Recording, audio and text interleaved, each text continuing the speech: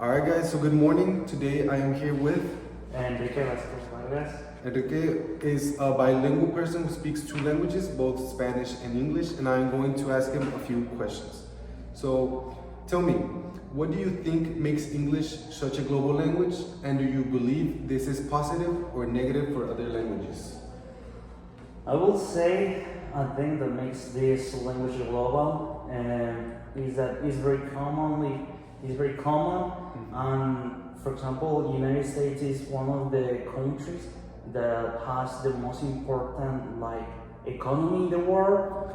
So I think that's a thing that can affect to the English to be the most global language. I will say it is not bad for other language, but I can understand that the English is like the most important at the time that a person wants to learn a new language, Yes. and they decide for English. Okay, very good. Next up, what challenges do you personally face when using English in academic or professional contexts? Well, sometimes it's difficult to find, for example, a person who wants to talk because some of them doesn't really want to have a conversation with me or with somebody else. Right. And well, I think that's the most challenging challenge that I have. Okay. Now, how do you think that different varieties of English, like the British, the American, or the Australian, influenced your perception of the language? Okay. Well, I think it affects in the way that I say, or I think that I learn English and I have my own accent, for example, and I know that there are different accents, and it's like we know English, but at the time that we try to speak that we try to talk with someone that has another accent, is very difficult, Yes. even if we know English. Yeah, it's very different. Okay, next question.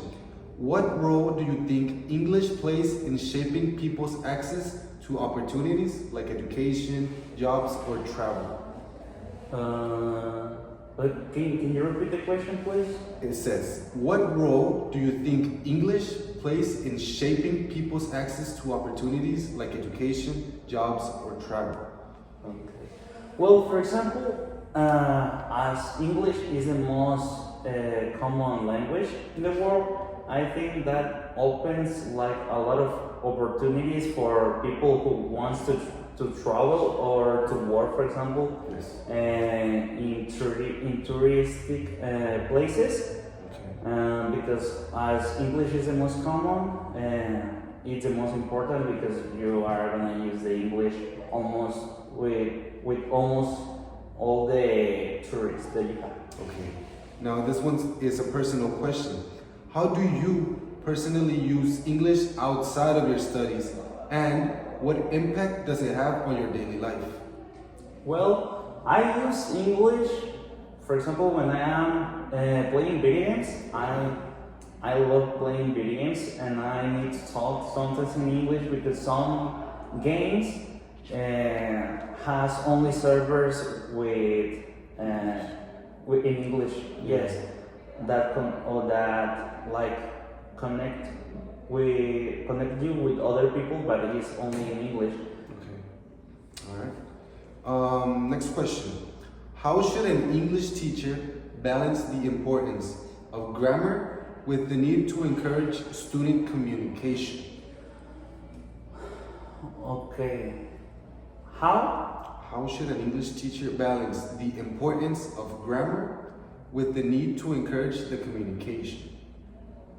Okay, well, I think a teacher needs to balance communication and writing skills because, for example, if you have a good writing and you know how to talk grammatically correct, but if you feel like anxious or you feel insecure at the time that you try to speak, Yes. and that could make you commit some mistakes, or for example use just the words that you must use.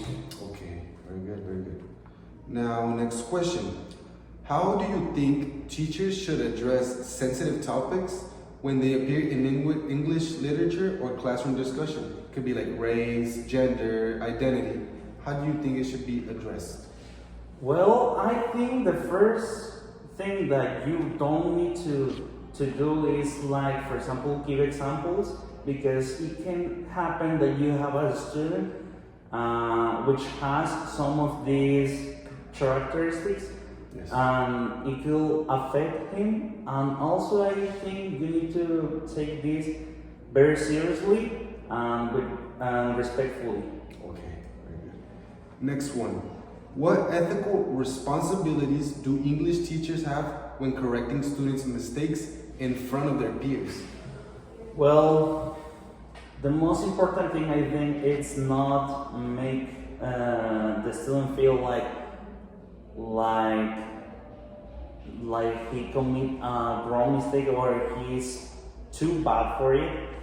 Because, and also in front of the class, because maybe that could make the students doesn't want to participate anymore, because he's gonna be afraid of the feedback that you are gonna, like, oh, you did it wrong in front of all the class. Right, okay. Next question. How should teachers handle situations where students use inappropriate or offensive language in class? Well, I think it is not necessary to, like, correct them immediately. I think after the class has ended, you can have, like, a talk with them and tell them, like, hey guys, you know that's not correct. I know that you're friends maybe, Yeah. but here in the class I would like to like maintain, like, a good environment Respect. and respect. Yes. Okay, very good. So, last question. How can English teachers promote academic honesty and prevent plagiarism in written assignments? Well, I don't know if it's a good thing to do, but maybe you can start, like,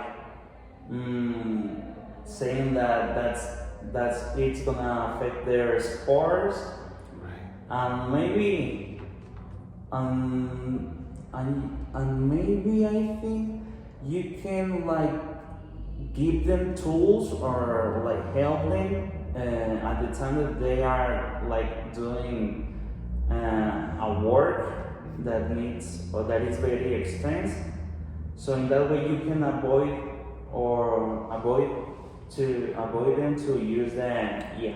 Okay. Yeah, very good. Well, that will be for all today. Thank you very much. Nice to meet you. Nice to meet you too.